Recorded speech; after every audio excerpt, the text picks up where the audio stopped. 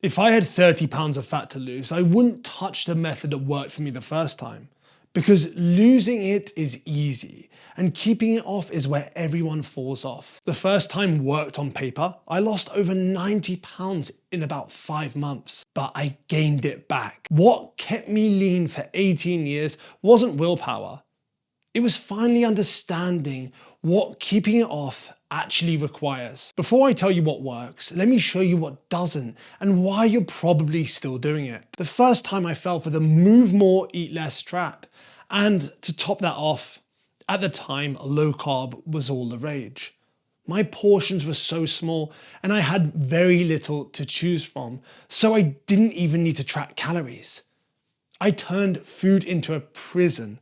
Every meal was a test of willpower, not a moment I actually lived through. 5 months later, I dropped 90 pounds. But the scale didn't show I had spent 5 months in a fog, snapping at my girlfriend, falling asleep at work. My body was eating itself, and I called it discipline. When the diet ended, I didn't treat myself. I exploded. And 5 months of deprivation came out in 2 weeks of absolute chaos. Over the course of 6 to 7 months, I put on 80 pounds. I had designed the perfect system for failure and called it dedication. Men over 30 are sold the same lie I bought, that transformation requires punishment, that if it doesn't hurt, it doesn't count. It's bollocks, and the influencers know it. But suffering converts better than sustainability. Now, as a nutritionist with over 10 years of coaching, here's the exact diet I'd follow. And it's the plan that's helped me lose 80 pounds and actually keep it off. The old me would flex about suffering to anyone who would listen. Eat as little as possible and tough it out. So I stopped asking how fast can I lose this and started asking how long can I actually keep this up. The second question is the only one that matters, but nobody wants to hear it. I'd work out roughly where I maintain weight, then drop that by a few hundred calories. Then weigh myself daily, take the weekly average, and drop calories if that's not moving over time. And of course, I still want to perform in the gym. But if I'm constantly starving and drained, that's not going to happen.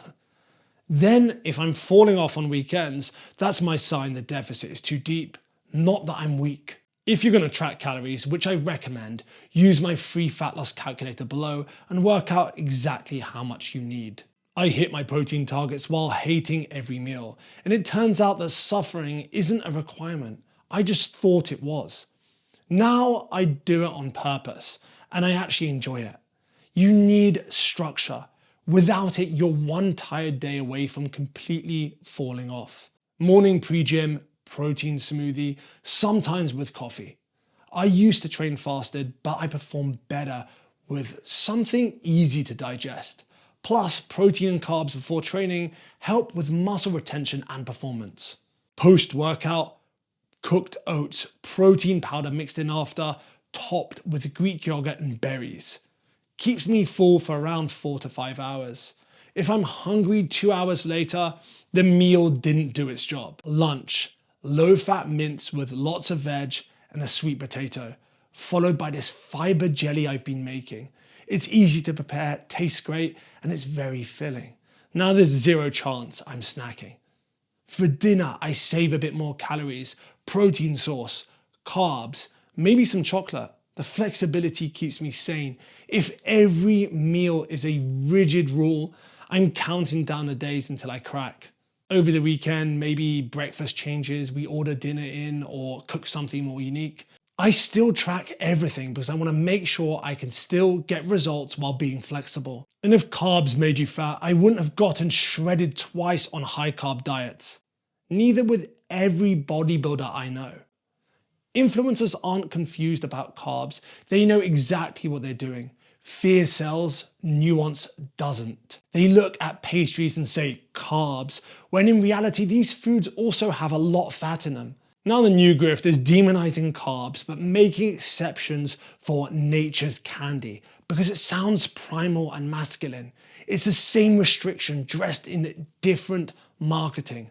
I'm not telling you to eat pastries, but if you fully remove carbs, yes, you'll lose weight, because you've removed half your food options. That's a restriction and not a long-term strategy. But this gets really challenging when you have no energy, your workouts are garbage, and you can barely sleep at night.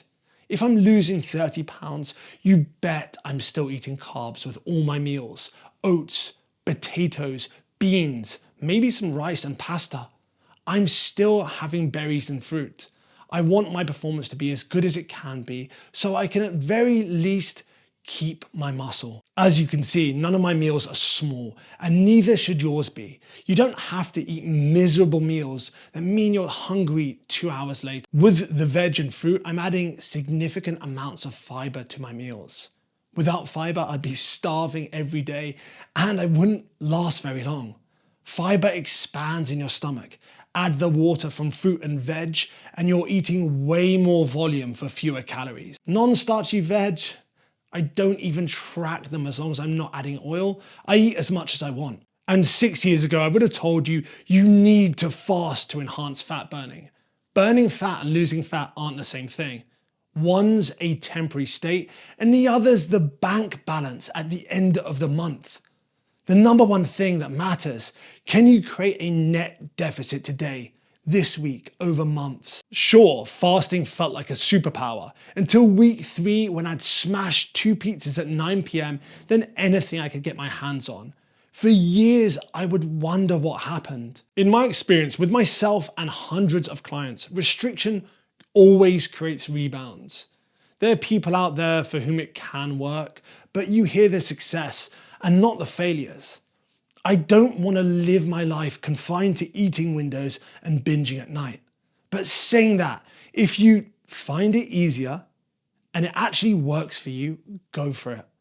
These days I eat 3 to 4 meals a day, 0 snacks. Sure, one meal might be significantly smaller, but I still call it a meal.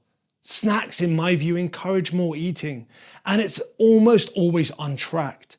Nuts, energy bars, things you can mindlessly eat. Between my meals, I'm drinking water, herbal teas, and if I feel like it, a sugar-free drink. This is what I'd do. Will it feel easy? No. Does anything worthwhile? If I genuinely believe there was a better way, I would share it with you. Every approach demands something from you. I chose to sacrifice spontaneity and track my foods. Others sacrifice sanity trying to be perfect. Choose your sacrifice, but make sure it's one you can actually afford. You asked for my approach, there it is. No fluff, no magic, just what keeps me and my clients lean for years. Now, if you're successfully losing weight, but you're worried about muscle loss, in this video right here, I cover the most important mistakes you need to avoid if you want to keep your muscle. I'll see you there.